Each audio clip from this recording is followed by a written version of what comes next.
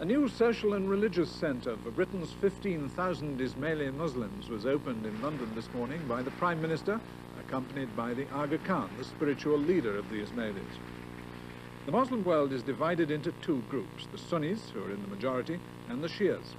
The two main branches of Shias are the Twelvers and the Ismailis. There are 15 million worldwide. Their spiritual leader, or Imam, is descended from the Prophet Muhammad. His cousin and son-in-law, Hazrat Ali, was the first Imam. The Aga Khan in 1957 became the 49th.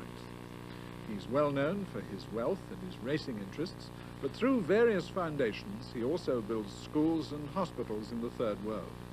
We have an exclusive interview with the Aga Khan, his first for some years. And I began by asking him about the role of the new Ismaili Center, which he just toured. I think very important. If you look at the background of the community in Britain, it's a young community, it's a community that has left the developing world, a community that had its own institutions and came to a country in difficult circumstances and had no focal point. Difficult circumstances, you mean a lot of them came from Uganda, courtesy of President Amyn? That's right. And not only from Uganda, but of course that whole crisis created a psychosis of fear for the immigrant communities in East Africa, and eventually people have left from other parts of East Africa. I think this center here will be a focal point for community programs, etc. What lies behind its planning, its style? Oh, it was a very difficult building. First of all, it is in a historical part of London with some very strong architectural buildings around it, therefore it had to be a London building.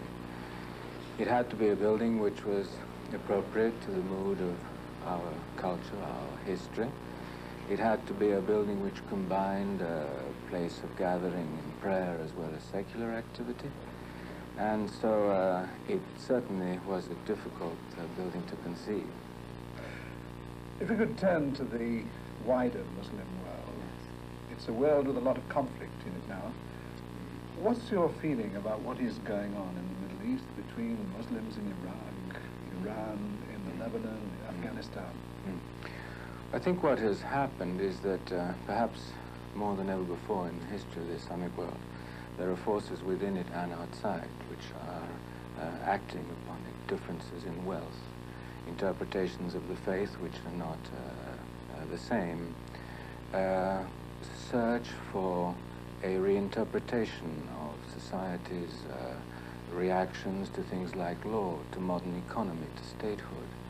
And these forces are dividing, and at the same time they are sometimes finding expressions which are not necessarily those which would represent the consensus of Muslim belief. Now we're seeing the emergence, the rapid emergence of Muslim fundamentalism, the reimposition of the Sharia laws of public floggings, amputations, hangings and so on. Do you have any sympathy with that? I think the question is how you interpret the Sharia and whether that interpretation does represent, as I say, consensus or not. And as you know, many Muslim countries have not gone back to the Sharia. Some are applying the Sharia, but not literalistically, and some are applying it literalistically. And I think one has to view this within the overall search of the Islamic world to find answers to modern life. When we see extremists driving cars full of explosives into Israeli convoys or into the American embassy in Beirut, what are we seeing? Are we seeing an expression in its extreme form of the Muslim faith, or are we seeing a political act? No, I think you're seeing a political act of people who may come from a cultural or religious background. Unfortunately, in Britain, you well know that this is in no way restricted to the Islamic world. It's part of, unfortunately, Western Europe also at the present time. And historically, there have been movements which have sought legitimacy by attaching to themselves the name of a culture or the name of a faith. But to me, they are political movements. What gives you most satisfaction yourself? Programs in the developing world which have an impact and which help people to live together and improve their quality of life. After all, it represents over 80% of the world's population. And I think that is the thing that am happiest to see, obviously, the development of my own community within that context. And what about leading in a Derby winner? That's a very special personal pleasure, and it's something I inherited accidentally from my family. It took a long time to learn about, and I think the more you're in that field, the less you know. But do you think there's any resentment amongst your followers in the Ismaili community that their leader should be concerning himself with racehorses and racehorse breeding and so on? No, I don't think so. I don't think the Ismaili community would resent that the Imam should have a hobby, so long as that doesn't impede his work and he doesn't totter in blind drunk after the Derby. I think that's... I'm sure you wouldn't do that, no matter how much you felt like it. Cheerful Aga Khan. The Prime Minister today opened a £10 million centre in Kensington for one of Britain's most prosperous ethnic groups, the Ismaili Muslims. David Bellin has been looking at their success story in London. Spiritual leader, the Aga Khan. Diana Wallace now reports. Security was corset tight as Mrs. Thatcher's appearance drew nearer. Every corner, every paving stone was covered by police and special branch detectives. But today was the day of the beautiful people, as His Highness the Aga Khan greeted the Prime Minister as she arrived to open his £9 million Ismaili Center. It's the first and only centre of its kind in the Western world.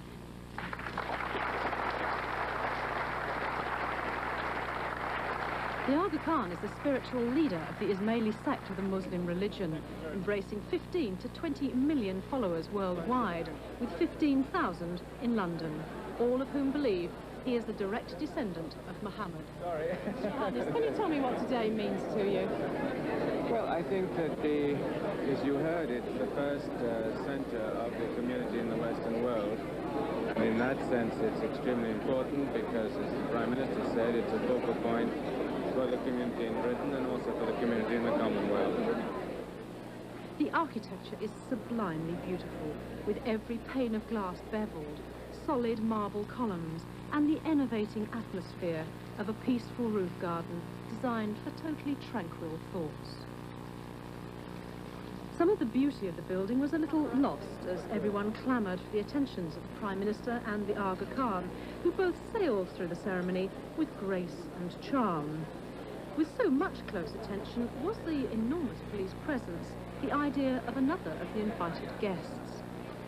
Well, of course, the police have to decide what the threat and risk and everything else is, and there's the Prime Minister and the Aga Khan and a lot of ambassadors and a lot of people, and I think that they must make their judgment as to the extent to which security has to be provided. With the immense polarization of wealth and poverty throughout the Ismaili world, perhaps not everyone will herald the arrival of this multi-million-pound Mecca.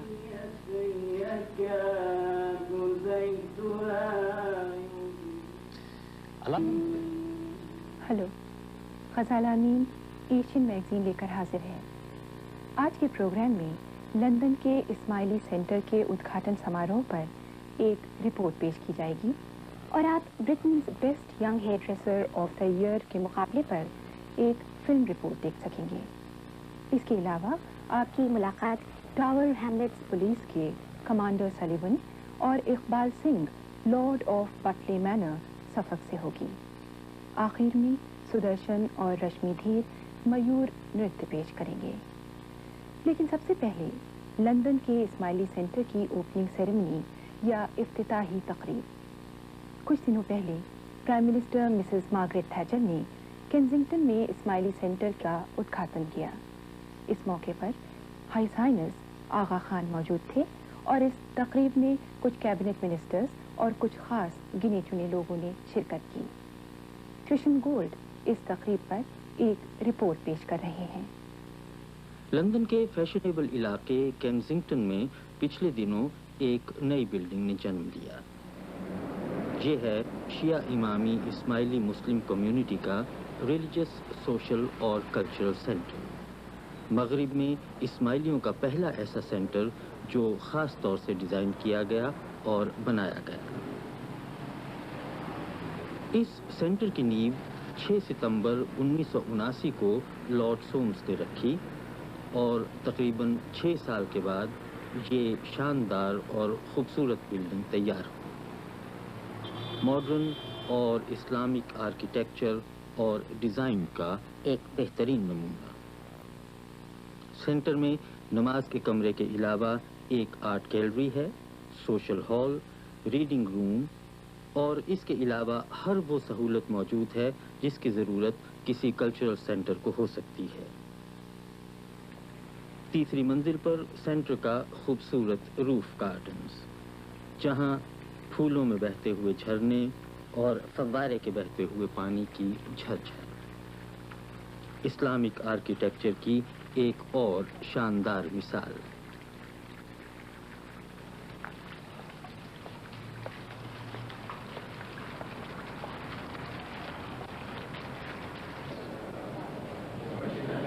चौबीस अप्रैल 1985 Britain में इस्माइली लोगों के लिए एक फ़ख्र का दिन था। इस दिन हिज हाइनेस प्रिंस करीम आगा खान और बेगम आगा खान ने सेंटर में कई जाने माने लोगों का खैर मकदम किया।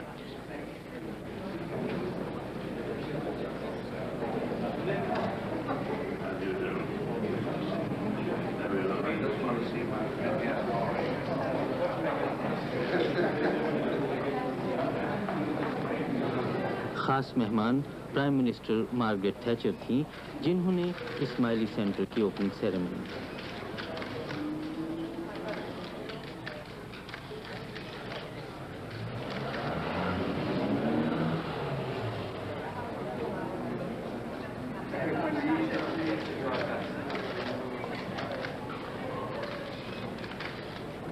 हिज हाइनेस आगा खान ने प्राइम मिनिस्टर का खैर मकदम किया।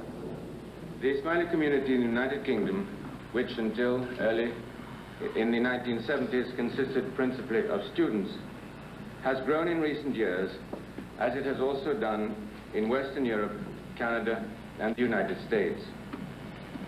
Among those who have arrived have been doctors, engineers, accountants, and other professional people, as well as businessmen. They have come to find peace and safety on a permanent basis for themselves and their children, aspiring to add their part to the strength of Britain's economy and of its social and cultural fabric, to work and prosper both for themselves and for this country's future. Obviously, individuals cannot realize their potential unless governments provide an environment which enables them so to do. It is here in particular, Madam Prime Minister, that I feel the British willingness to articulate and promote fresh ways of thought is of such value. This, then, is the historical context in which the Imamat and the community have created new institutions in Britain, one of the most significant of these being the centre which you, Madam Prime Minister, are doing us the honour of opening today. Thank you.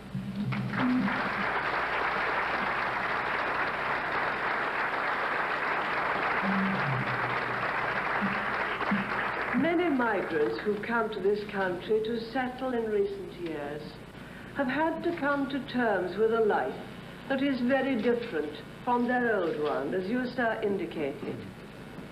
In the process of change and adaptation, they have been sustained by a sense of purpose derived from a firm faith and a valued heritage. Britain is now, more than ever, a society of many cultures. And I think that we are beginning to appreciate the challenges and the opportunities that this diversity offers. As I believe a great Islamic poet of the 19th century, Muhammad Iqbal, said, "For the individual to be bound to society is a blessing. It is in a community that his work is perfected." This new centre is a splendid testament to the words of the poet, to the vitality of the Ismaili community here. And it is in that spirit and with great pleasure that I now formally declare the Ismaili Centre open. मिल्लत के साथ राब्ताए इस्तवार रख।